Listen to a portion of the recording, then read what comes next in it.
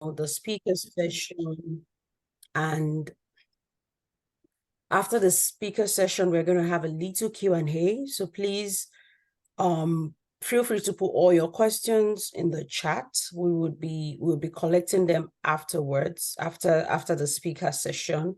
Then we would have a brief Teams check-in and finally some announcements. So please try as much as possible to stay till the end of this meeting so you don't miss out from all the announcements.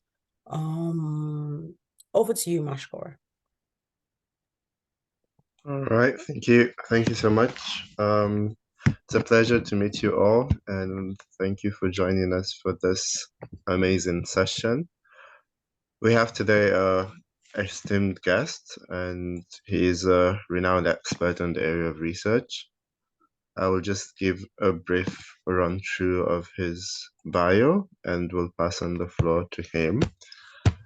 So, pharmacist Yusuf Adebayo Adebisi, he earned his qualification as a pharmacist from the University of Ibadan, and he graduated with first class. I have to mention that.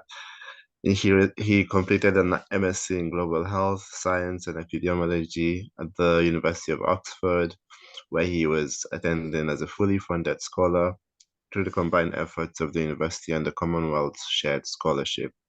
Currently, he is a PhD researcher at the University of Glasgow. He's focusing on epidemiology, health inequalities, and administrative data. His PhD is sponsored by the UK Research and Innovations Economic and Social Research Council Doctoral Dataset Scholarship in collaboration with the University of Glasgow and the Scottish Government.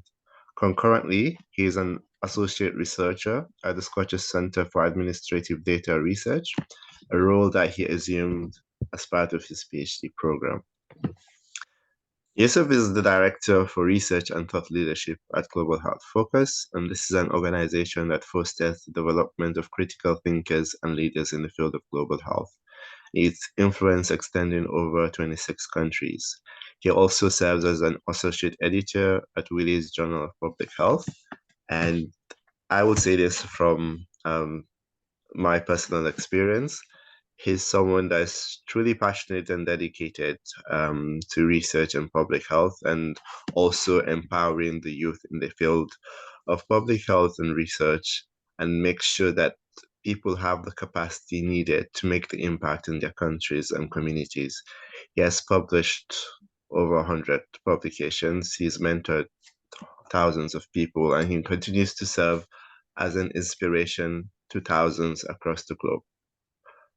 So it's my pleasure to welcome him, and I'll pass the floor over now to you, Prof. Thank you very much, Mastery, for the introduction. I'm excited to be with you this afternoon, this evening, this morning, wherever you are. And I hope you are going to pick one or two things from this discussion. This guide is going to be a form of discussion. I've just shared some insights, not make it too formal, but a way for you to pick one or two things from the discussion. Because I learned that some people will be working on review, while some will be doing a sort of systematic or rapid review. So, but generally, let's start with what is research. I think one thing that is very important that we need to know whenever we talk about research is that research is a systematic process. You cannot just come up with a fact that, oh, okay, in this area we have 20 people. How do you know?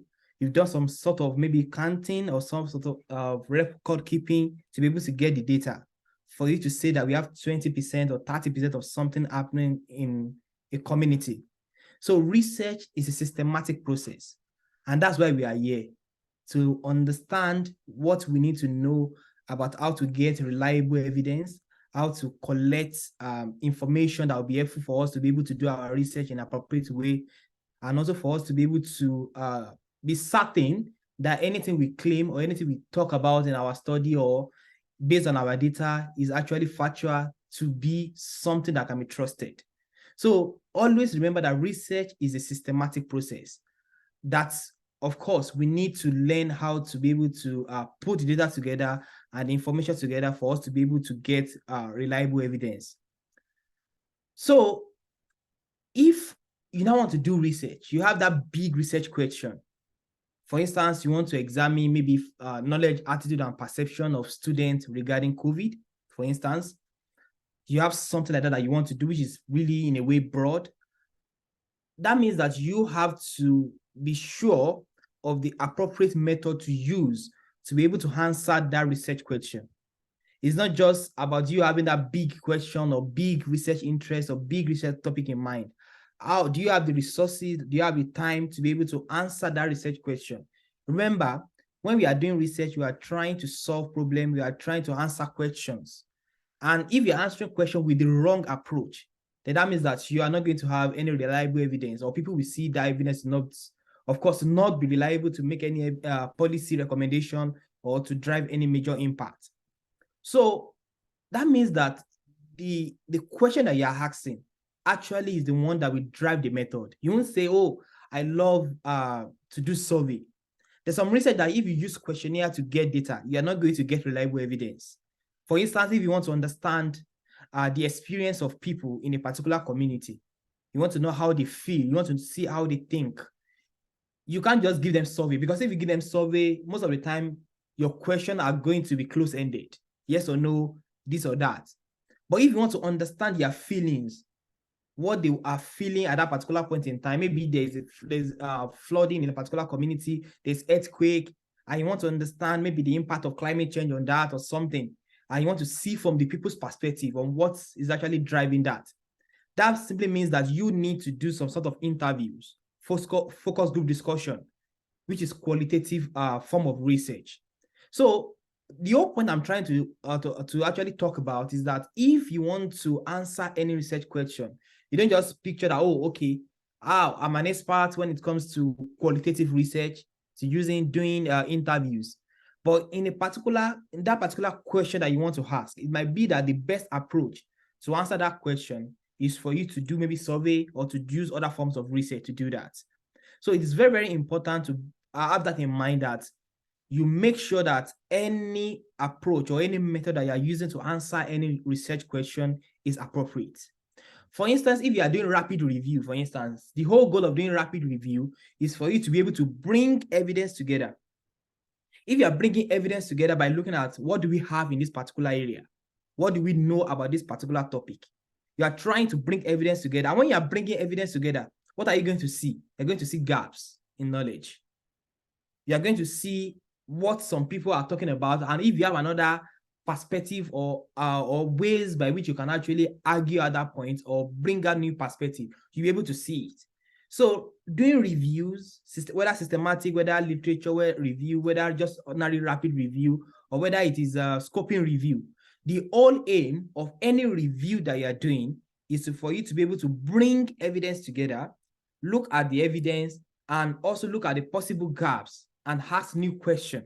For instance, you can even use review to drive policy action. For instance, you are sure that we have a lot of evidence on a particular topic. And when you do the review, you're able to see what researchers are talking about. With that, you can use it to write maybe a policy document or even publish it like that, to let people know that this is what is happening in this particular field, and this is what we need to do.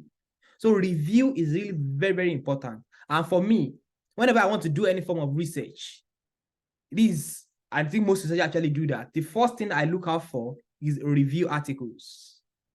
Review articles gives you that opportunity for you to be able to understand what is known, what is unknown, and what you can do to be able to drive knowledge in that particular topic. So if you are embarking on systematic review, if you are embarking on rapid review, scoping review, always bear that in mind, that when you are doing your writing, be able to show us what are the possible gaps in knowledge, what do we know presently in that particular field. It is very, very important, because that's why you are doing review. I should be able to pick up your review and have a good understanding of what is happening on that particular topic. So I just brought you to that for you to, but I'll still talk about that in depth. So another that's very important is when you are talking about, when you are coming up with your research topics, make sure that they're actually clear. Remember, I said that it is your topic, it is your research question, it's a question that you want to ask that is going to drive the method that you're going to use. It's not just that you just want to decide to use any method. It's the question that you want to ask. I want to use the best method to answer that research question. So that means that you have to make sure that that research question is actually clear as much as possible and specific. Your question need to be smart, need to be specific as much as possible. You need to make sure that you are able to have a focus on what you want to talk about in any research that you are doing. Because if you want to answer all the questions in the research, in just one research project, it's not like that. Like, it's not that easy. And at the time, most times, it's going to lead a lot of confusion. So you try as much as possible to be specific with your topic. If you want to do review, what are you doing review on? Is it just the impact of maybe of COVID on a particular community? You have to be specific as much as possible, because it will make your review concise, clear, and of course, it will make it easy for people to pick up your work and see what is actually happening in this particular community, what is happening in this particular area. But if you're answering too much questions under a particular project on a research topic, then it's not good enough. So it is very, very important to be clear as much as possible and to be specific when you're coming up with research question. And of course, another thing you have to bear in mind is the resources that is available to you. Of course, I know that why you are doing review or why you're doing systematic reviews because of time. So I think you're able to pick up that lesson. Maybe you have short time for this program and you need to do something to add to the body of knowledge. That's an important lesson to also pick. There's some project that will take you long time, that will take you a lot of resources that you might not have access to at this time. So it is very, very important that you also consider that when you are coming up with any kind of research topic that you want to work on. And of course, ethics approval.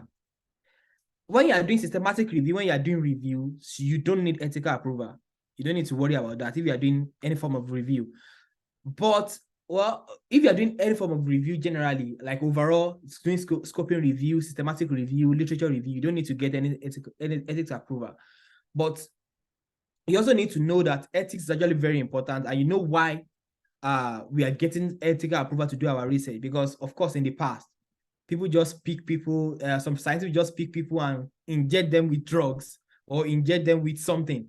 So ethics is actually very, very important in research. But because you are doing a form of secondary analysis, that's what you are doing, because you are trying to look at papers that have been published before to synthesize evidence from them, to be able to drive discussion or make possible deduction on what is happening in that maybe community or any topic that you're working on. You are not actually engaging with the people directly. So you are engaging with the literature. So you don't need any form of ethical approval when you are doing most reviews, systematic review, scoping review, any form of book reviews. If you are doing review, because you are not engaging with any subjects, you're just dealing with the literatures. So overall, I've just grouped different types of research that we have into qualitative. Actually, if you want to say type of research, there are many ways you can divide type of research, but I will come under the fact that we have qualitative and we have quantitative. Some will say we have inductive, we have deductive. Some will say different type of research falls under the kind of publication. So, but overall, when we talk about research methodology, we tend to actually put research into two groups or three, which is qualitative, quantitative, or mixed method, like if you are using the two. So qualitative, what do we mean by qualitative research? Qualitative research, from the word like quality. You are not interested in getting numbers. You are more interested in just telling about people's experience, trying to deal with something that doesn't have anything to do with numbers. So we have a lot of qualitative data. Picture is an example of qualitative data. I know someone that is working on just analyzing pictures. He's looking at pictures in the communities. He's going to collect old pictures from different households. He's trying to understand some pattern in how they exist in that particular community. Like, I mean, the older generation is trying to do some analysis. So he's dealing with pictures. So anything that has to do with not using any form of numbers, because if you're a qualitative research, you don't really need numbers that much. So if you are dealing with anything like that, you are trying to understand people's feelings, you are trying to see people's experiences, you are trying to delve deeper into how people think, you are trying to see human relations, you are trying to check and look out for how people feel about a particular event, about the particular policy, about a particular intervention, that's what you are really interested. You are interested in the human aspect. You are not interested in just seeing numbers. You want to understand the reason behind numbers in greater details. Then you are going to do some sort of qualitative research. And in fact, even literature reviews, because you are working with just paper, some people still group it under qualitative form of research. But it's tricky this way because some reviews can actually give you some numbers. For instance, if you are doing meta-analysis, if you are pulling quantitative evidence together, you are pulling numbers together from papers, now you are doing some sort of quantitative research. So, but overall reviews, literature reviews, we categorize them as a form of qualitative research. But always remember that when you are doing qualitative research, it's not like it is. Some people think that qualitative research is just like a junior brother or a junior sister to quantitative research. No. Qualitative research itself is really, really important. I can tell you that even some form of evidence, if you get the evidence, for instance, if you are doing quantitative research and you have the numbers, you might not even know the reason behind the numbers. If you want to see how people feel, you want to understand why you are having that numbers, you need to do some sort of interviews, right? And which is a qualitative form of research. You need to do some sort of focus group discussion. You need to do some sort of case series or case studies for you to be able to see what is happening in this community, why are they behaving this way. So it's more of you asking reasons questions. You're not just interested in seeing numbers everywhere. You want to see the reason behind numbers. So if you really want to do that in greater details, you need to do some sort of qualitative research. So qualitative research is about people's experience, people's feeling, assessing policy documents, assessing policy documents, assessing intervention and what people think about those interventions. You want to see whether it is working or not, that kind of thing. You want to get in greater details the reasons. Then you need to consider doing qualitative research. And of course, if you want to do review too, like I said, it's also a form of qualitative form of research. So, but now, if you're interested in numbers, of course, some scientists say, okay, if you don't have the data, if you can't tell us the numbers, then you've not done anything. Of course, I'm biased towards that because I'm a quantitative researcher, if you look at it, because I do a lot of quantitative research. And my project, my dissertation now for PhD and my master's dissertation is actually focused on using data, using numbers, using analytical tools to be able to, using models. But remember, behind models, like I said again, there are human beings. There are people that are experiencing all these things. So if you want to understand that in details, then we all know that it's qualitative, that is okay for that. But if you like numbers, you want to show people figures, you want to show that chart, you want to show that interesting illustrations for people to see how things are, to be able to see the numbers, for us to be able to know, okay, we have the odds ratio of maybe 2, we have increase in risk among this number of people. You are interested in using modeling to be able to solve problems, then it's more of quantitative research because you want to get numbers. You want to see the numbers. You want to be able to speak with numbers. So if you're interested in that, that's more of a quantitative research, which I know you're not doing at this time. And this is where you use some sort of using survey, where you get data from people using questionnaires, you get the information using data, you are trying to analyze data, you're trying to do some sort of regression, you're trying to fit some models for you to be able to answer research questions. So it's not really that both of them are not important, but most people tend to say, oh, okay, the superior is quantitative because they believe it's hard science. You have to work with numbers, you have to do some sort of analysis using analytical tools to do that. Of course, if you are doing qualitative, you can use something like NVivo and sort of other tools for your analysis. But people just have that feeling that, okay, when you're dealing with numbers, it's more factual. But I'm telling you that not really, both of them are important. So because of that point, people now come with something interesting again that, okay, let's mix the two. If you use mixed method, like for instance, you use mixed method to answer research question, you are using it to complement the parts that qualitative or quantitative cannot fill, that gap that they cannot fill. You are using it to fill the gap. So that's why some people will say some research question, even most research question, you have the human parts that you want to use the qualitative part to address. For instance, if you do a research and you're able to see that the risk of maybe COVID among people living with disabilities is maybe 20% higher than the general population, you're just hearing the fact that it is 20% higher. Why is it higher? Then you might need to do some sort of qualitative research, do some form of interviews, focus group discussion among people living with disabilities for you to have a clear understanding of the why. But numbers is also very important, because if you are able to know the numbers, you can know, okay, we have 20% increase. That's quite a lot. We need to do something about it. So that's you need to understand that you need to appreciate the two. That's the point of what I'm saying. You need to appreciate that qualitative, quantitative, they are both important. And what you're working on right now, you are doing reviews, which is also very, very important, because it provides the opportunity for us to be able to see the gap in knowledge, to see that gaps for other scientists to fill, and for us to be able to argue for policy recommendations. Reviews are also very, very important, which falls under the part of qualitative based on the methodology. So if you're talking about mixed method now, so mixed method, we also have different type of mixed methods. Basically, it's about the order. For some mixed method, you are doing the qualitative part first, followed by the quantitative part. Why for another type of mixed method, you are doing the qualitative part first, followed by the quantitative. Why for some you are doing it concurrently, you are doing this simultaneously. You are doing both. As you are doing the interview with some people, you are also doing some sort of survey, filling of questionnaire in another group. So you are doing both qualitative and quantitative at the same time. So it depends on your choice and the way the best, like I said, research methodology is not fixed. You can sit down now and develop your own method. So far, it's going to give you the right answer to your question. I remember they actually hammered this to us while in Oxford, that the most important thing while you're doing research is not that it's fixed.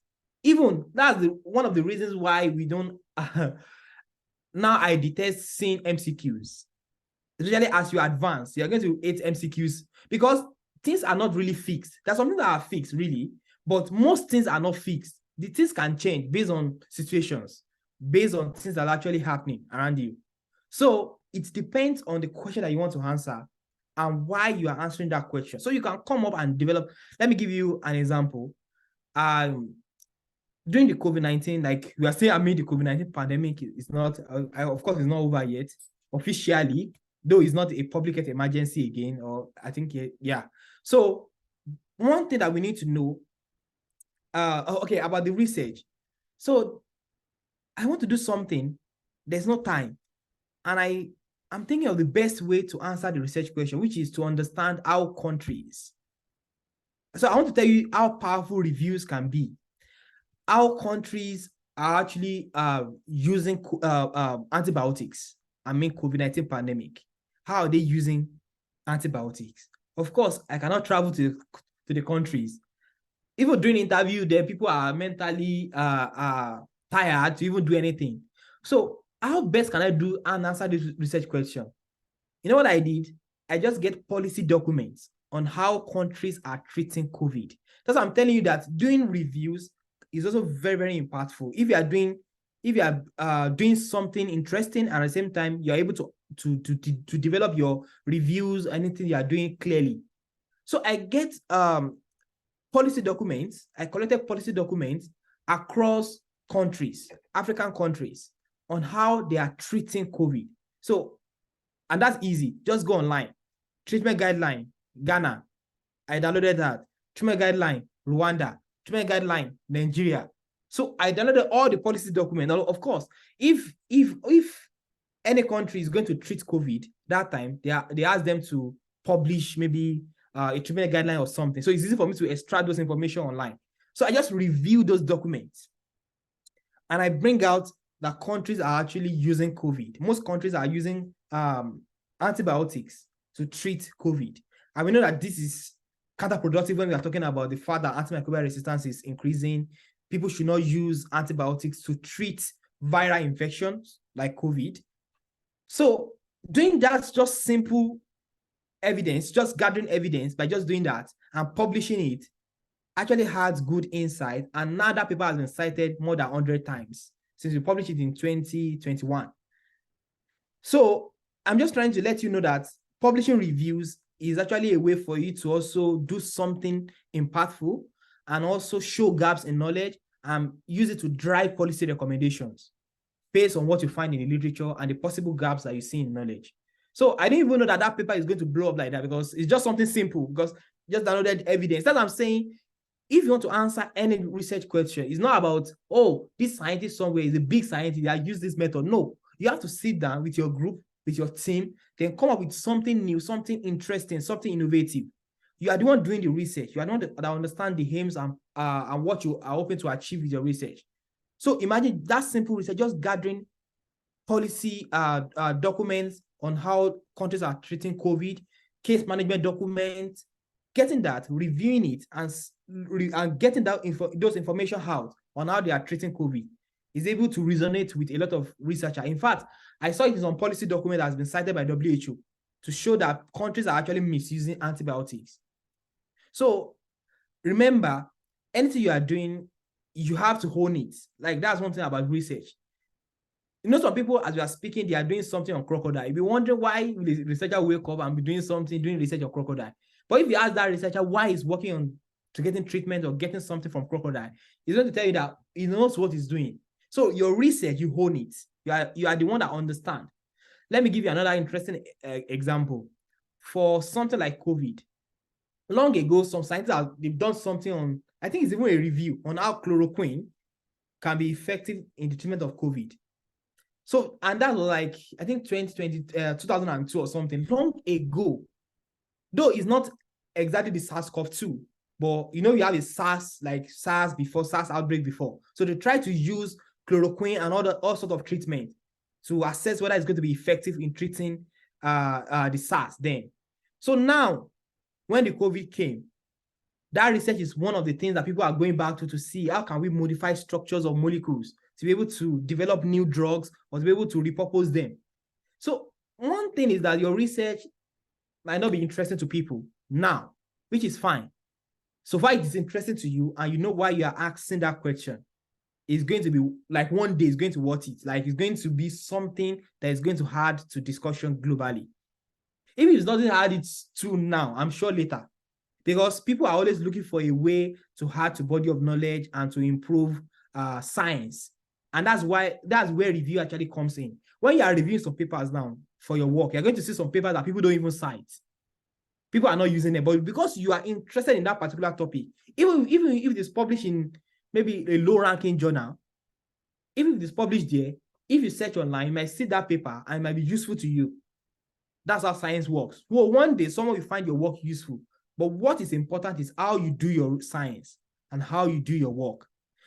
So now back to methodology.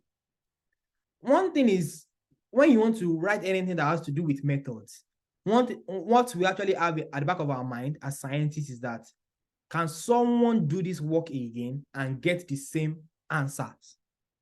Like, is your work, can someone replicate your method and get something close or even exact? Most of the time we want exact, especially when it is with medical sciences. We want to get the same thing. Imagine if someone claims that Pfizer COVID-19 vaccine is 99% effective, and you do your own study, you replicate their method, and you are saying something like 20% effectiveness. No, that's not good. So your research needs to be reproducible. Thank you for that. You have to be able to reproduce that result in a way, in that method, in a way that is going to give you the same exact answer that you get from your own research. And why do you have to put at the back of your mind? It is because in science, we want to be able to get evidence that is reliable as much as possible. We don't want you to make a claim now, and if someone is doing that thing, is getting another thing, using your method, using the same population. I'm not saying we cannot get another result that is different from your own, maybe in another community or in another population.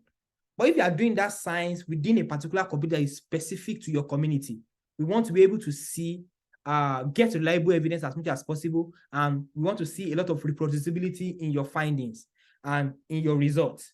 So that means that you need to give, the implication of that is that you need to give information as much as possible in your method session. Don't leave it for anyone to guess.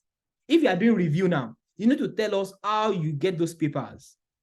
Where do you search? Is it PubMed? Is it Science Direct? Is it Google Scholar? Is it Scopus? Is it everything? Where do you get the evidence from? Which scientific database do you use to get the evidence? So that if one day someone is trying to go back and just trying to see what you've done and trying to look for paper, and at the end of the day, you miss out a particular paper in the review. You get, that's not good, because you in your method, you mentioned that you are reviewing paper from 2010 to 2022. So you have to be sure that you don't miss out any papers. That's like, if you are doing review, it's good to do it in group. Like, you have to come together, some research, you research until you're able to get all the evidence. But if you are doing narrative review, if you are doing rapid review, most of the time you don't need to actually have a method session. While some journal will tell you, put method session. If you are doing rapid review, you don't need method session. You don't even need to show methods at times. If you check some rapid review online, you're going to see that. Because for rapid review is what? Rapid. You're just trying to pull evidence from everywhere together and to be able to answer a question, like in a quick way, not just you're going in depth.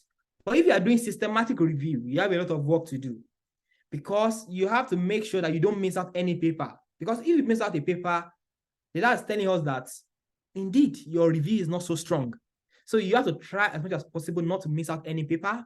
You have to specify the year. If you are doing review between papers of between 2010 and 2023, you have to specify that and make sure that you include those papers. You have to be open as much as possible to tell us the search term that you use. What are the search string? How do you join the string together to be able to search for the papers? You have to even show that. For me, when I'm doing reviews, like systematic review, I try as much as possible to even put that as a supplement. So if anyone wants to search, they can use that search time and also search. So it's also good to include that in your method session. And importantly, you also need to tell us the database that you are searching. It's also very, very important. Don't forget that. Especially if you are doing systematic review, you need to tell us how you search and how you screen for papers. There are ways to screen for qualities of papers to see whether they actually falls within, or they give you good insight on what you need to be able to answer your research question. Some studies, they have weak methodology. You might not include them because of that reason. So, but if you are doing any form of review, you want to screen those papers and make sure they are of good quality before you can include them in your review. So if you are doing systematic review, I will urge you to look out for, or to check out PRISMA, PRISMA, PRISMA approach. If you are doing systematic review, PRISMA actually gives you the step that you need to follow, the checklist that you need to follow when you are doing systematic review. So if you do PRISMA, it's going to give you, if you use PRISMA approach, it's going to give you a good insight on how you want to screen the papers and what you need to do to be able to, the methodology step that you need to follow and you need to pay attention to when you are doing your review will be covered in PRISMA. So, but if you are doing rapid review, like you are not, it's not so strict for you to give many details about methodology. Just get reliable evidence together, combine it, write them like a story, talk about different sections. Okay, you have section A, you have section B, you have section D, you have another part for gaps in knowledge, you have another part for recommendation, stuff like that. Remember, again, that the main reason why you are doing reviews is for you to be able to bring evidence together, for us to be able to understand what is known about that particular topic, what is unknown, and possible recommendation that you can give, and possible insights on the way forward for science. So if I pick up your review, maybe you did a review on climate change, or maybe situation regarding climate change, maybe in small island in Asia Pacific or something like that. You're trying to understand that. The interesting thing is that if I want to do an original research in the future, what will I be looking for? I'll be looking for reviews like your own. Because it's easy for me to see, oh, this person, God bless you, you've done a review for me. I've just picked up. So add that in your mind when you're writing reviews, because it's a way for you to be able to bring evidence together. Let us see the gaps in knowledge and let us know the way forward. Give us a clear narrative on what is happening. So if you are doing rapid review, it's the same mindset, it's the same approach. Get the evidence together. Let us know the gaps in knowledge, what is known, what is unknown, give your own recommendation, and conclude. So, but if you are doing systematic review, your methods need to be detailed.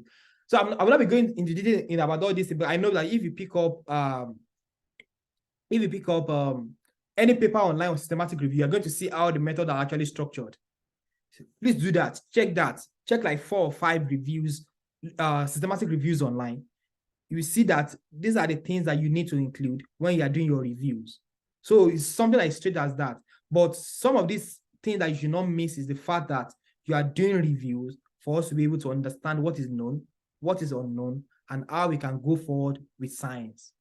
So I personally love that. If I want to work on any project, I look for review. That's the first thing I search, systematic review, this particular topic, because I want to get more information about the scientists that are published in that area, about what is known and what is unknown. But if you are doing narrative review, you are free to freestyle, you are free to pick papers just to tell a story. It's like when you're writing a narrative review or rapid review, it's for you to tell us a story about what is happening using evidence. It's not about what you think. It's not like commentary. If you're writing commentary now, you are sharing your own opinion, your own perspective. You are bringing your own insight into the discussion. But if you are doing review too, let's say you pick a particular paper that talks about, okay, the fact that there's increase in risk of COVID among these particular people, this particular community. That is a fact. You also need to tell us what you think. You can add what you think. Like, for instance, you can do that, okay, possibly this might be due to this and this and this and this and this and this and this and this. If there's no paper that has talked about the reasons, so you can give possible reason. So it's about you telling a story in an organized way. When you're doing when you're doing rapid review, when you're doing narrative review, you're just trying to tell a story, but you are using what has been published. And at the same time, you're also looking for possible gaps and things that we need to focus more as scientists when we are doing other forms of research or when we are trying to answer other forms of interesting questions on that particular topic.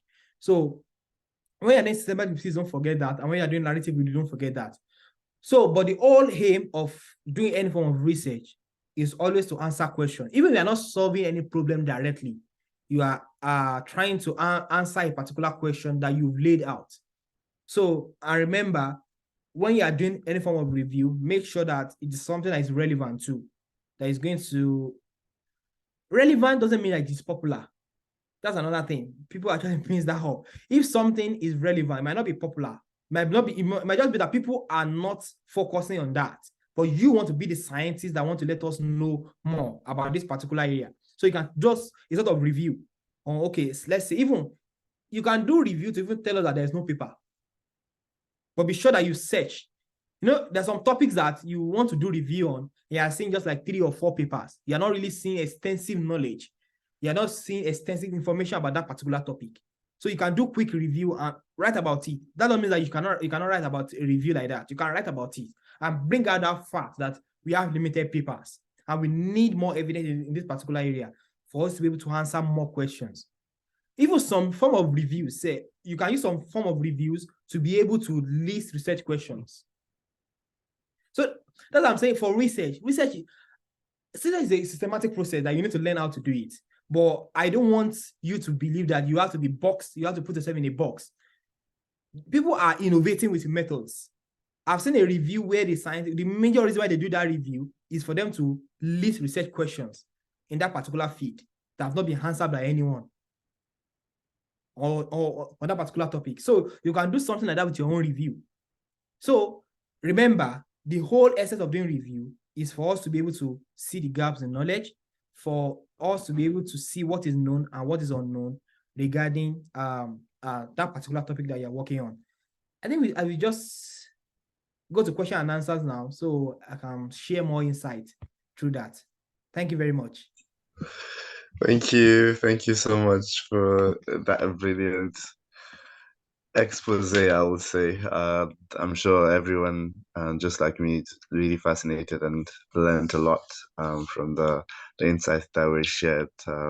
Yeah, he took us through right from the start of research topics to the need for ethical approval and then different classifications of research and how under which part of research the reviews fall under. And then also he then went into details on how and why you should pay attention to the reviews that you're doing and the process by which you go about it. And it's quite interesting. And as he said, the whole aim is to contribute to knowledge. and actually contribute evidence. And yeah, now I'll open the floor and let anyone that has questions to ask. So please use the raise hand button, and yeah, I'll call upon you. Jana? Hello, hi. Thank you, Yusuf, for your presentation. It was very useful. I have a question about something that you brought up regarding the analysis you did about the policy papers. I was wondering how you did the analysis. So after you downloaded the policy documents of different governments, and then you were kind of extracting data, how did you then do the analysis? Is it just comparing similarities and differences, or is there a more like systematic approach for the analysis? Thank you. Thank you very much for that question. Yeah, it's just a form of qualitative sentences, really. I didn't do any form of analysis beyond that.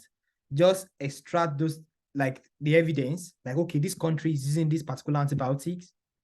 I created a table to list, put the name of the country, put the kind of antibiotics and how they recommend it for COVID. Of course, you can use antibiotics in COVID, and the clause is that if there is bacterial superimposition and you are sure beyond reasonable doubt that, okay, there's a form of maybe bacterial infection acquired, maybe the use of ventilator or maybe other means that superimpose on the viral disease. And that has been recommended that I can treat that with antibiotics. So I make sure that I synthesize the use of antibiotics for management of mild COVID. COVID that doesn't even require you for you to use antibiotic at all. So that's the focus of the paper. And in the simplest way, and I find that really small. As I said, I don't expect it to be highly cited the way it is. It's just a table. I listed all the countries, include those ones that are using antibiotics, the antibiotics that they are using, whether they go against the WHO guideline, just something like that. Just using a form of qualitative sentences. I'm just synthesizing from the policy document. Not that I extract maybe any numbers for me to do any form of other analysis. No, it's basically just getting that information from the policy document and using it to write up a discussion on that topic. So that's called qualitative sentences, because I'm just synthesizing information, which is a form of data. In this case, it's data, because now there's no data on that.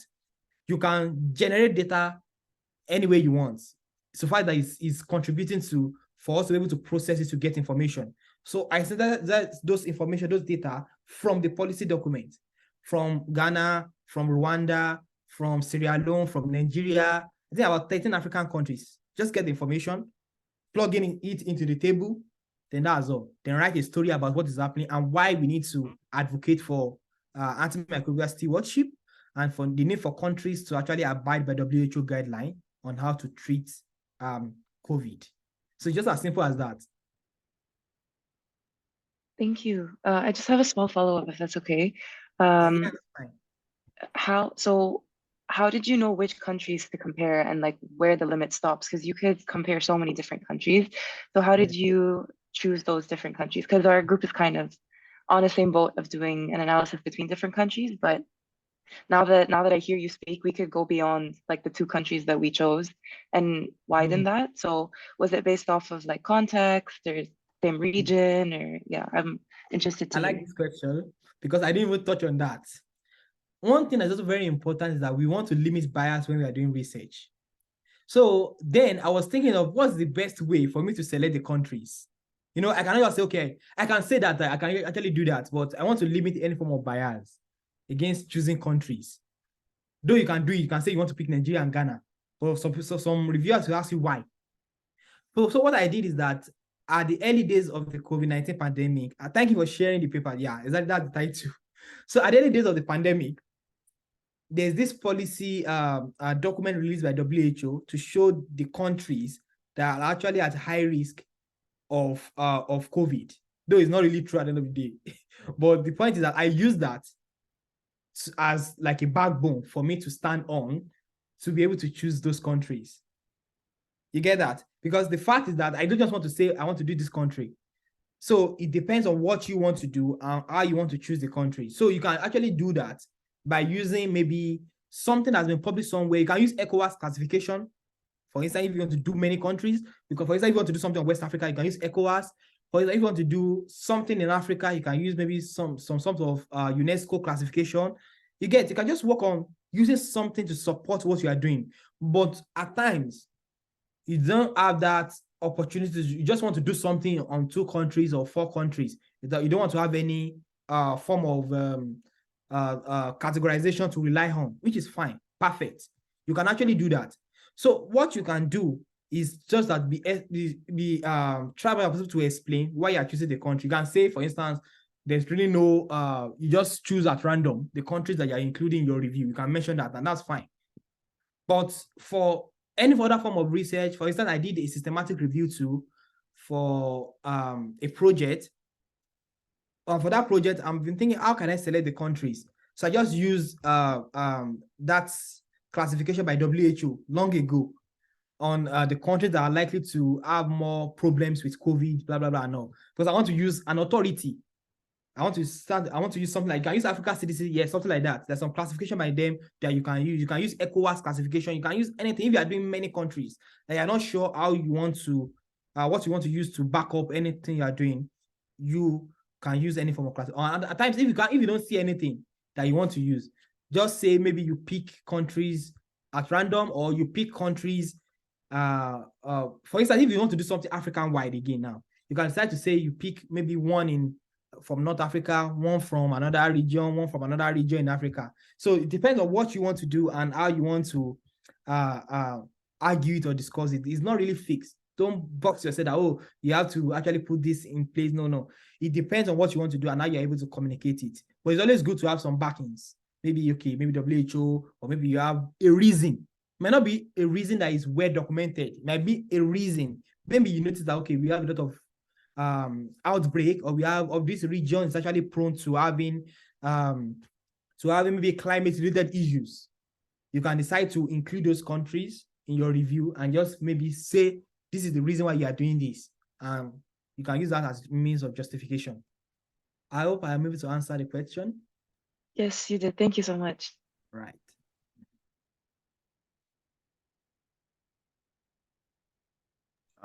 Yeah, Uthman Bashir.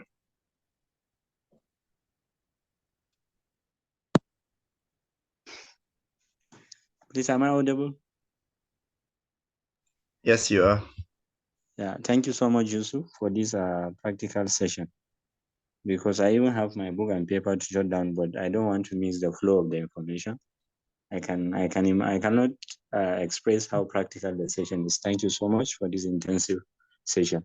My question is, being a beginner in the research, actually, we had some discussions with my group when we are trying to come down with the research proposal, and we discovered that while writing a research proposal, you have a methodology, and in the research, you also have a methodology. And now, as we talk about methodology, I realize that where we speak much more of the methodology of the literature review. So my question is that, do we have 2 different methodologies, or does that methodology serve 2 purposes? It spoke about the methodology of the literature review and the methodology of the research. I don't know if my question is clear. What do you really want to work? Are you working on a literature review, on a review for the project? And what is the intention behind writing the proposal? Is it for you to get approval from maybe the coordinator or something? Yeah. Okay, you are writing the proposal first to share with the team, right? Or to share with the coordinator of the group. Is that what I'm trying to understand why you are writing a literature a proposal before you start a literature review? Is it for you to guide what you want to work on? Yeah, we need a guide for what we want to work on. Oh, okay. Yes, it's different, really, because now it's just at the proposal stage, not yet. It's just like a guide, because at the end of the day, if you have a proposal, let me tell you something, that your proposal is not what you be in the final output, really. When you are doing the real research, it's when you will see. That's like when people are applying for grants or for scholarship, you see a lot of beautiful proposals that people are going to put together. But when you're doing your proposal, you try to be ambitious as much as possible on what you want to do and why you want to do it. and you have to also be clear on the methods that you want to use for that review. But when you start the review itself, you might see that, oh, we can't use this method again. We have to modify it a bit. You have to change this, you have to change that. So if you have method session in your proposal, which is right, we can put that just for you to be able to have an insight on what you want to do. But in the final output, on when you get to the feed and you want to do the work, I want to write the final research methods for your research itself, you are going to see a little changes or difference in what you've, because it's not always straightforward. You just have it in mind that you want to do this thing. But when you get to the feed and you want to start searching for papers, or you want to start writing up, that's when you see that, oh, if we don't have a lot of evidence in this particular topic, or we don't have or we need to modify our topic a bit, or we need to change the countries, or we need to do this, we need to do that. But it's always good to always have a proposal. And that's why much emphasis is actually laid down when you are writing a proposal that you should need to talk about your methods, because that's what is going to guide you when you are doing your research. But it's going to change. It's going to change maybe slightly for some people. If they are lucky, slightly for some people, there's going to be a major difference between what they've put down in the proposal and the final output. So the proposal is just to guide you. The final output, when you are writing up, you might see some similarities, but now when you are writing a proposal, another thing that you'll be talking about, you are going to do this. But when you are writing the paper, you'll be talking about what you do in your research. So, but if it is a proposal, the method will be saying, okay, we are going to use Cox analysis, we are going to use this, we are going to collect data from this country, you are going to write that kind of using what you are going to do. You are going to more future tense of what your possibilities are going to do.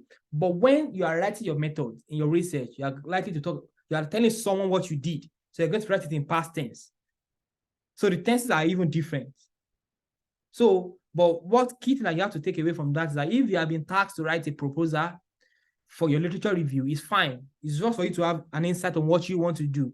Then when you start the review, so it's going to change. Why is my picture there? Or you might need to change it quite a lot, depending on what you see when you get to start your research. I hope that is clear. Yes, sir. Thank you so much. Okay. Do we have any other question? If they don't, I think I'll just ask the question. Oh, okay. Henry, go ahead. All right. Thank you so much, sir. I really appreciate it. I still don't have clarity. I want a very good clarity about what is the difference between research methodology and research method. Okay.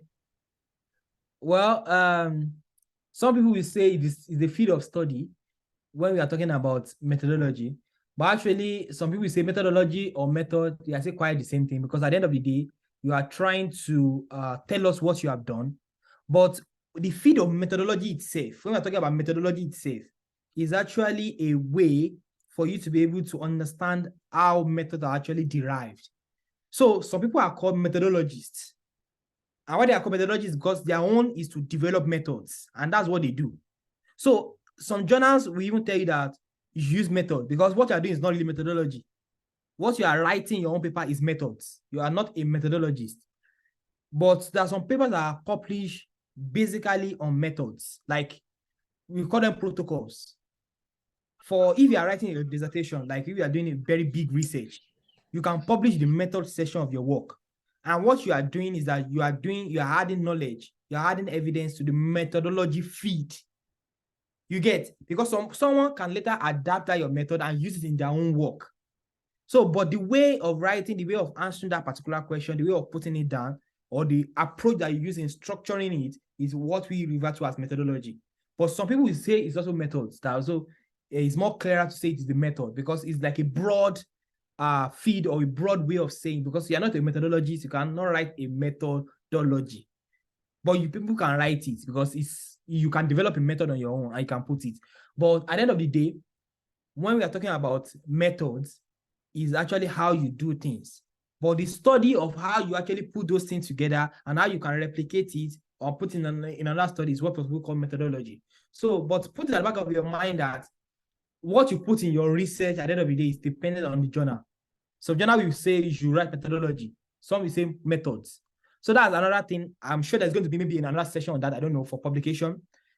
When you want to publish in a journal, one thing that you also check is you check the guide.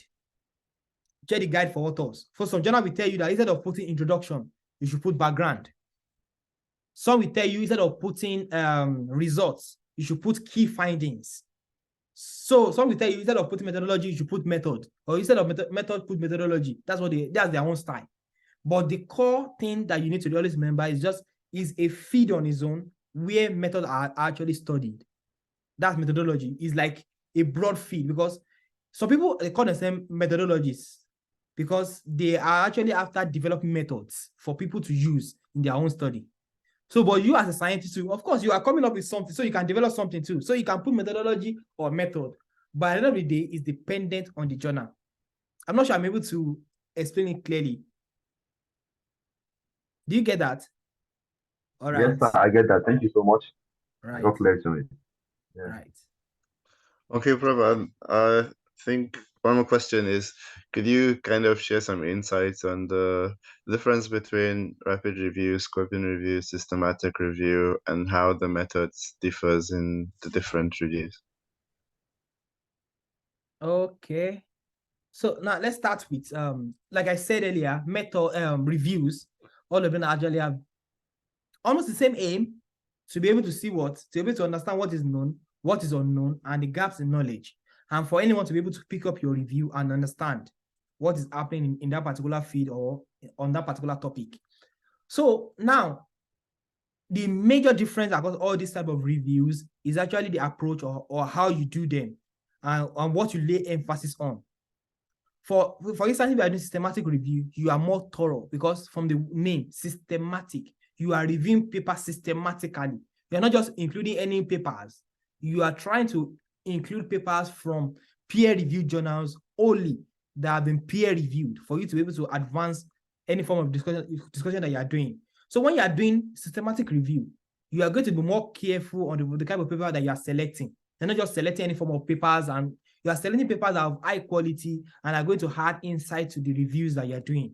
So systematic review is more big on methods. That's why if you see systematic review, you're going to see long methods on how they screen for paper, on how they search for papers, on how the years they included in the review, what they search for, the keywords they use, and how they actually synthesize the evidence. You're going to see everything when you are doing systematic review, because from the name, it's systematic. And also, systematic review, one thing I didn't mention about systematic review and why you need to take your time when you are doing systematic review is that at the ladder or the pyramid of evidence, systematic review is actually at the top together with meta-analysis.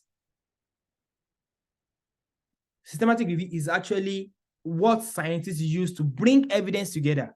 For instance, if you are saying this drug can cure COVID, okay, you're telling us that, okay, let's see. Many people they publish a lot of things on that. Okay, let's review the evidence. Let's bring all the evidence together through systematic review and see whether people are actually aligned with that fact or not.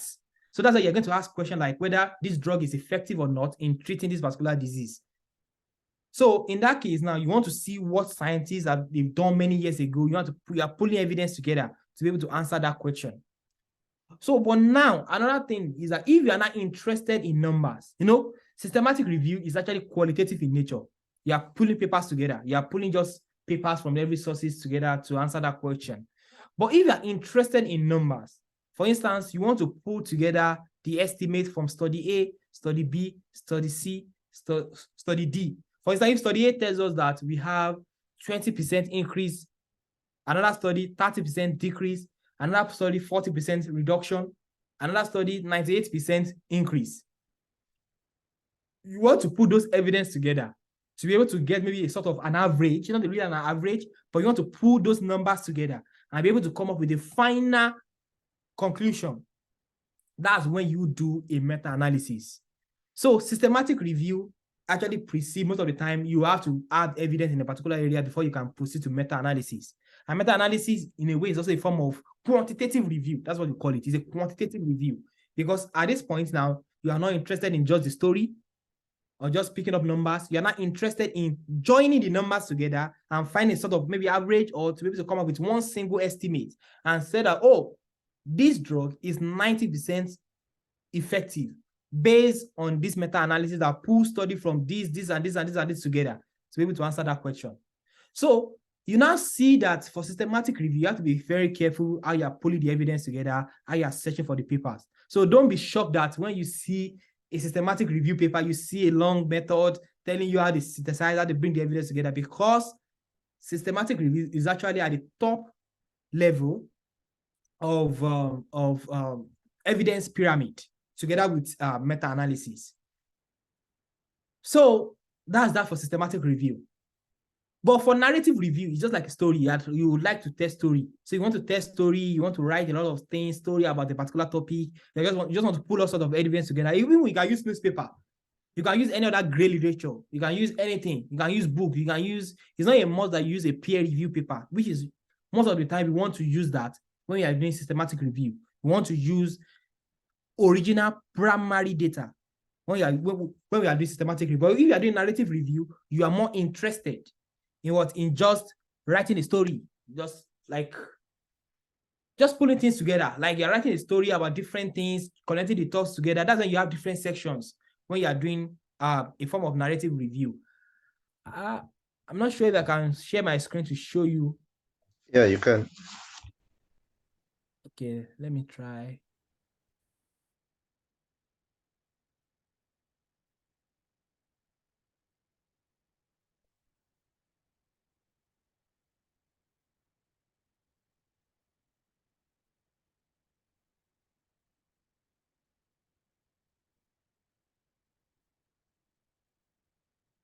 So,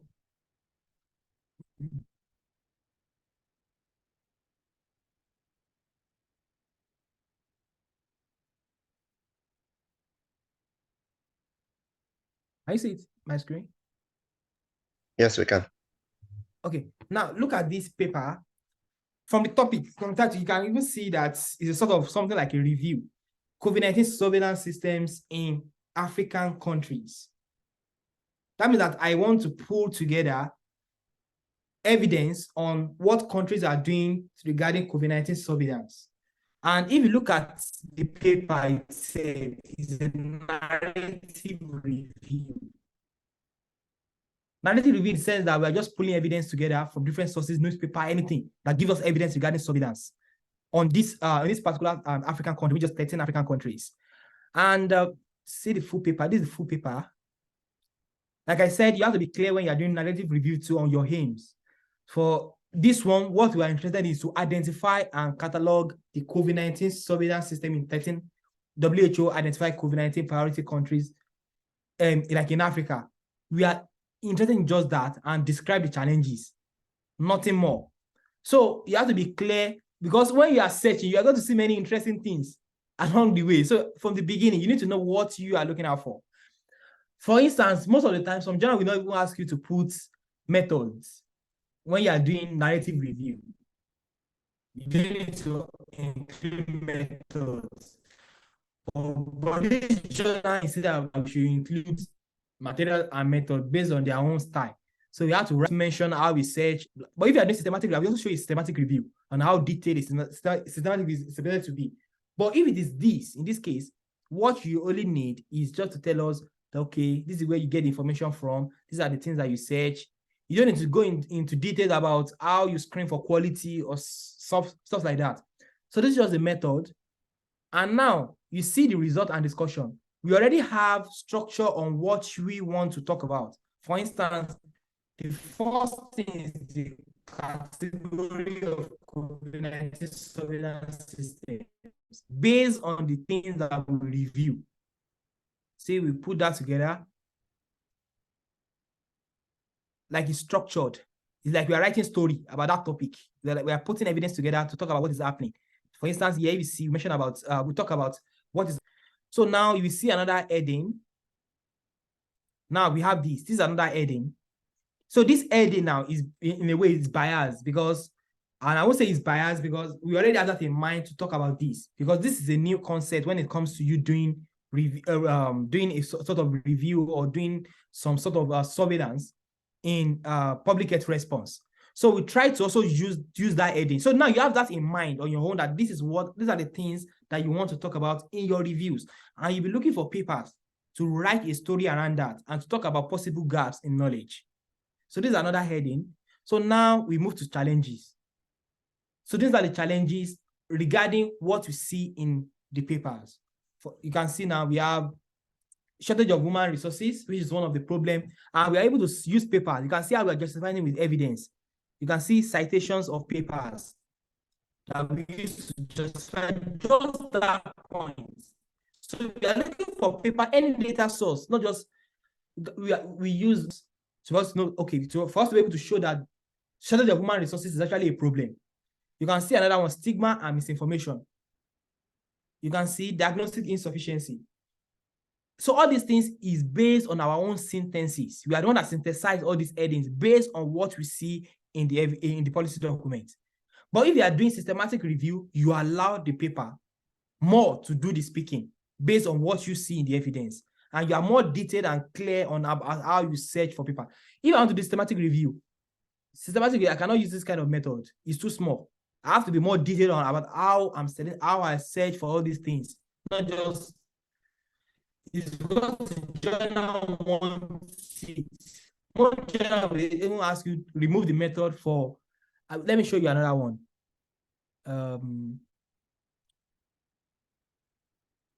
What's the paper?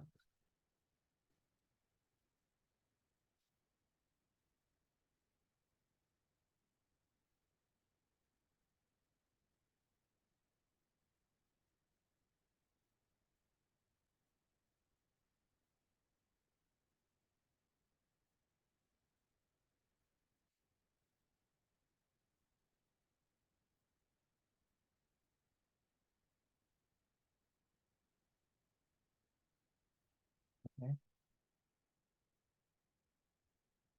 So if you look at this one is clear from the beginning. Anything that linked COVID and AMR together, that's what we want to review in this paper. And you can see from the method, this is just the method. We conducted a rapid narrative review of this, and this, and this, and this. Only papers written in English were reviewed. This is even forced. It's not needed. Because now, in this review, we are the one driving the review. This heading now, we are the one that come up with this heading, not the paper, but the paper is the one that is driving the discussion. I think you're able to get the point. It's the one that is driving the discussion under this heading. So you see another heading, another form of subtopic there. So you see another one here. But what is driving the discussion is basically the papers. Now we write something about the lesson learned, and we wrote something about lesson learned and recommendations based on what we've reviewed and what we think is the way forward. So when you are doing narrative review, you are free to freestyle, you are free to, but also if you want to write the method section, try as much as possible to be able to summarize concisely what you did, but it's not really of interest. What is important is you bringing the evidence together in a way that is story-like. For instance, if someone is interested to understanding the link between COVID and AMR, this paper is going to be helpful. You see, the reason why we are doing review is going to be helpful in the sense that if that person picks up the paper, it's going to have more insight on what are the possible papers that have been published previously. But if it's a systematic review, the method is going to be more detailed, and they are going to be more careful about the papers that they use in driving the discussion. Now, if it is a scoping review, like it's similar with literature review. Literature review is one we did in our undergraduate, like this also is a literature review, really. All of them falls under literature review. But if you want to be more specific about the name, that's when you are using narrative, you are using rapid review. And this is the paper this is the one on antibiotic that we discussed. This one is a rapid review. Even in fact, it's a letter to the editor. But we're trying to modify it, like just try to come up with something new and publish a review under a letter to the editor. So you can see it's a rapid review, something concise, just one table to show what is happening and how countries are compare when it comes to the usage of antibiotics. Something straightforward and just concise, and that's all.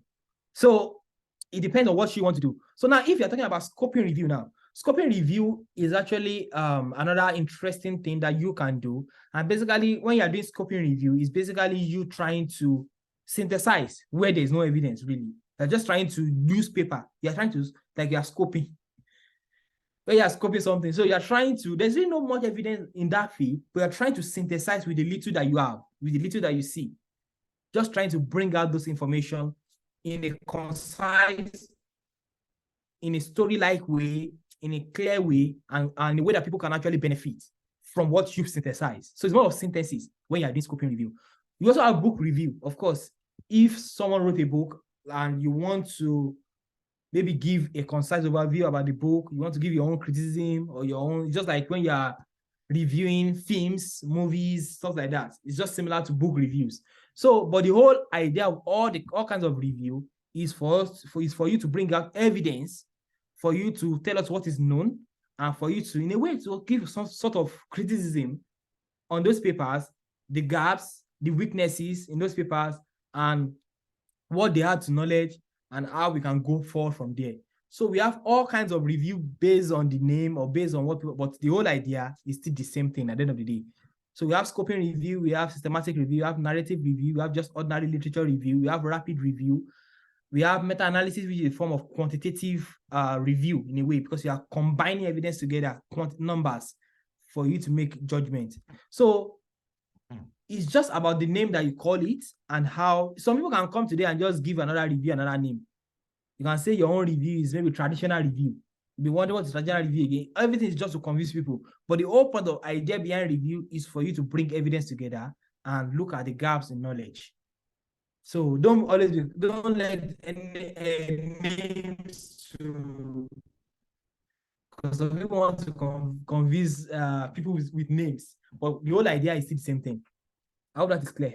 Yeah, thank you. I think we just have one last question. Yumi? Okay, thank you very much. So I've been waiting to ask. So thank you for that, Mr. Yusuf. I was just going to ask something about finding a way around searching some other databases. I think PubMed is a very good database that can be searched for some good papers. And in fact, the way it is built, you can add some Boolean characters and all of that. So, and there's a way you can save the paper you have there into an Excel sheet. But I think I find it difficult to find my way around Science Direct.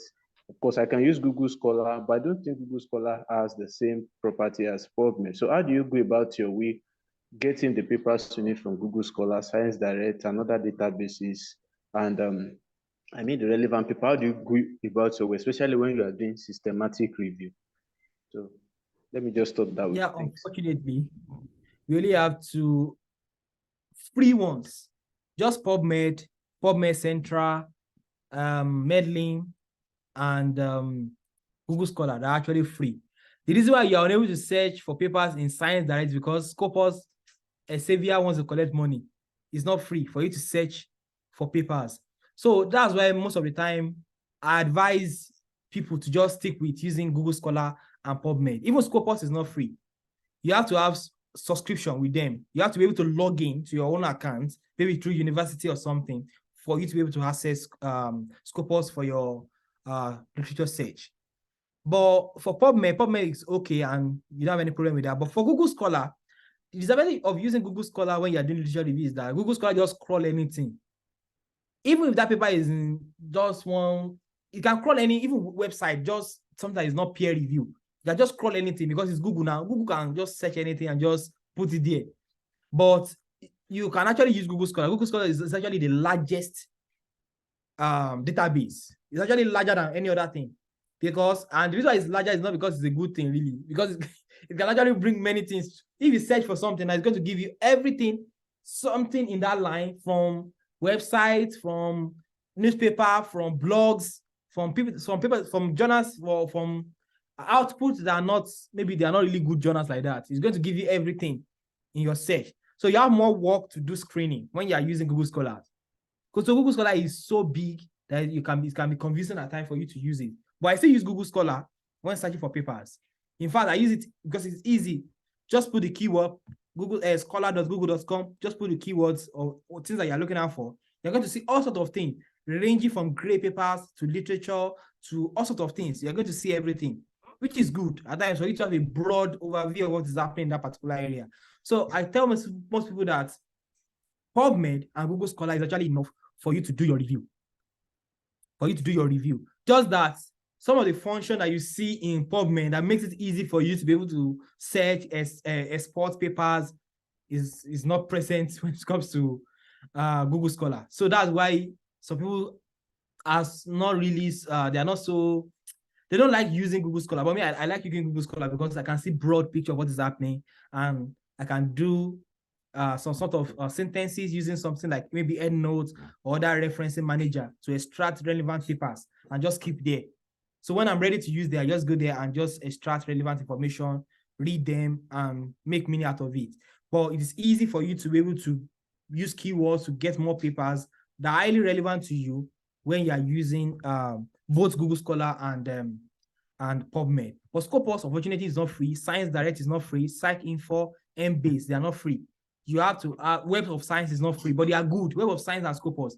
Now, I even love using Scopus now because it's easy. You just need to put some keywords. It's going to give you relevant evidence that you can use for your work. And you can even get more in-depth information. For instance, if you want to do some sort of, I'm not sure whether you're going to be interested in that kind of thing. I don't know whether someone is doing something like that. But maybe in the future, if you want to do something on getting, if you want to see broad picture of the number of papers that has been published on maybe climate change, if you have access to Scopus, you can do that. You can search for climate change and you see all papers that have the word climate change in them. You can streamline it to the title, you can streamline it to the abstract. So it's easy for you to, just like an iPhone, you can modify it based on your own preference and what you want to do. So Scopus is really flexible for you to do all sort of different kind of search. You can even see the top researchers that are published in a particular field. You can see those information. So that's why people use it for bibliometric analysis. So if you're interested in bibliometric analysis, you want to see maybe on a particular topic in the field of climate change, you want to see people that are publishing a lot, schools, universities that are doing well when it comes to climate change research, you can use Scopus to do that kind of analysis. Even with all this ranking, university ranking, they use Scopus.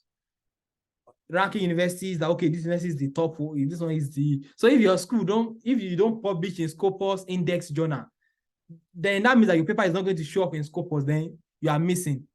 So that's why this university, you see that universities actually encourage their researchers to publish in Scopus because that's what is used for most ranking. High Times Education, all these rankings, that's what they use to rank universities. So it's more easy and flexible for you to work with Scopus, but unfortunately, it's not free. And for me, now, if I want to give you access, let's say someone wants to use it now, it's going to be a lot of security because now I'll be using Glasgow Access to access it. So you have to do some sort of security check before you get to real. So I'll say maybe I should share, but it's not that easy to do that. But just stick with your PubMed and stick with Scopus. Stick with Google Scholar. Nobody will criticize you for using those two databases, but you need to actually acknowledge that in your limitation because no review, no studies without limitation. So you put that data, okay, we only search for papers in these two databases, which is possible that we might have missed out some papers that are not indexed in the two databases that you're using. But I can tell you for sure that virtually all papers that you have in Scopus is indexed in Google Scholar. Just that the ease of search and the quality, because papers that are indexed in Scopus are generally, most journals, they are strict. Before a journal can be indexed in Scopus, before you can see a journal in Scopus or paper in Scopus, then that means that journal, I don't want to talk too much because in that fast, some people have boycott the game. They've done sort of stuff to get into Scopus and they're not good journals. So it's also possible, though, for most journals in Scopus, they're actually good. But Google Scholar, anything goes, anything is there. So that's just the difference between the two things. But I can tell you that you are okay using PubMed Central, and using Google Scholar for your search. So don't worry too much just need to acknowledge that, okay, maybe it's possible that you might have missed out some papers if you search Scopus or you search Web of Science or other popular databases. Is that fine? Yes, I'm okay with so that. try to publish your papers in group journal. Don't publish it in predatory journals. Someone just mentioned it on the group now. So predatory journals, try to look for, maybe not, if you can't publish in Lancet, but at least publish in journals that are indexed in PubMed or Scopus. That's my own. When I'm looking for journal, I try to look for journals that are indexed in those two databases, or journals that are not indexed yet, but they are published by good publishers, like maybe Elsevier, maybe Wiley. They are well known, so you don't have any problem if you publish with them. But if a journal is not published by those publishers, I'll be sure that maybe it's not really of high quality. No one will read your work. There's something that if you want to publish your work and you publish your, for instance, if you publish your journal, your paper in, let's say, I'm not mocking this particular journal. I'm just maybe Nigerian journal of something. The problem with Nigerian journal of something is that it's not that they are not good, but you might be the only one reading your paper. Because at the end of the day, nobody, it's not showing in any database. It's not showing, if you search, it's only few journals in Africa that can actually say that, oh, we are indexed or we are okay when you search for them in Google. If you search for some paper in Google, you see papers coming up. Some papers, even if it aligns with your keywords, they won't still show. Some will not even show in Google Scholar. So, and the reason why you are doing your work is for people to be able to use it to advance knowledge. Imagine if you publish in a journal that lacks visibility. So I'm not saying all these journals, Nigerian journals, are not good, but of course we are the future, and maybe Africans that are here, we need to also start thinking of how we can strengthen our own journals for them to have more visibilities when it comes to evidence. You see, journal, when you search for something, you see Lancet coming up first in the search, you see all these top journals coming up. But at most, if you're not publishing in a top journal, make sure that journal is indexed in Scopus, in Google Scholar, and in all these scientific databases, or it is published by a good publisher, because you don't want to be the only one reading your paper. Thank you. Thank you so much. I'm sure that was an interesting, very insightful session, and really appreciate taking your time and efforts to share your knowledge and experience with us, and we're very grateful. So I'll pass it now to Demi.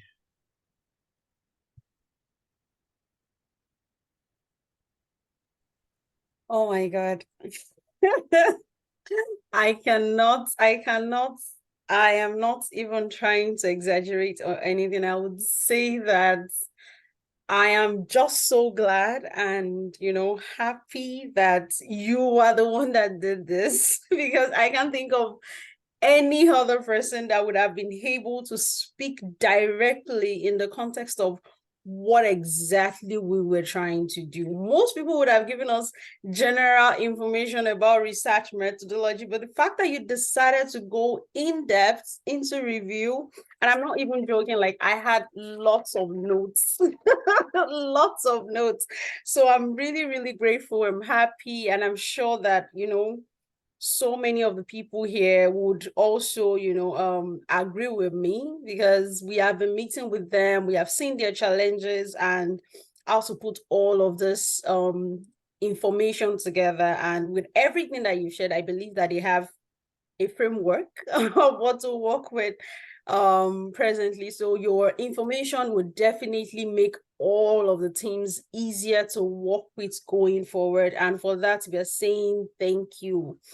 I wish that I would have lots of people just put thank you in the chat session. If you know how impactful and important this session has been for you, please put a thank you in the chat session. Thank you so much. Really appreciate it. And we hope that in subsequent cohorts, we would be able to have you here. This session on its own is going to be like part of our chapters going forward. Like every subsequent cohort must listen to this. It's going to be part of our database, and we'll be forwarding the links to everybody that has joined for them to be able to ingest the knowledge better. So thank you.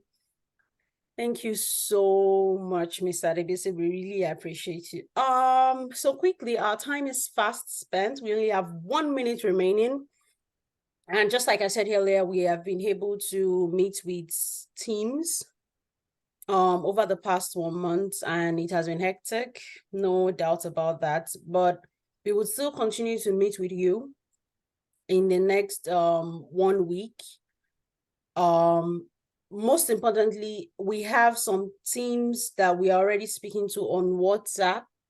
So if your team, if peradventure we've not met with your team or we are not part of your WhatsApp group, please forward your links to the email so that we can get involved with you very well and we'll be able to stay with you going forward.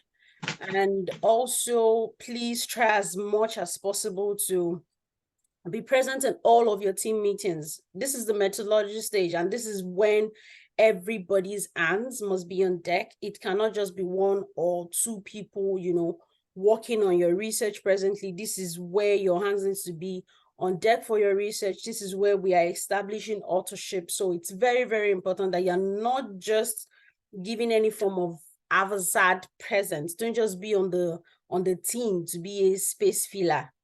Be involved in your research work, because then by the time we start publishing in journals, you are going to state what exactly you did on your team. And if you're not able to do that, you might not get your name published, which means 16 weeks of work would be gone. And we would not want that for any of us. So we were supposed to share the information about journals for this meeting, but we are trying to move that forward. That is because, just like you heard during the speaking session, we would probably have a session where we'll talk about how we are going to be publishing in journals. So we decided that we're going to have that during that session, hopefully by the end of November. But the information that we get from each one of the teams going forward would still determine when our summit will be, which is where we get to all present our findings for our paper and wrap up the training course. But that information will be shared with you later. And also, I have been gathering all the links that has been shared during the speaking session, all the papers that our speakers shared with us, and I will be forwarding all the links to your emails later on, just so you can use it as a guideline and it can help you going forward. That's it. With that being said, we have come to the end of the 3rd training. Thank you so much, everybody, for being part of this training today. I believe that you've gained a lot, just like I have. And we'll be sending the information for the next training meeting, probably individual teams checking over the next 1 week. And we would see where everybody is going forward. So thank you so much. We really appreciate you. Mashkor, is there anything else?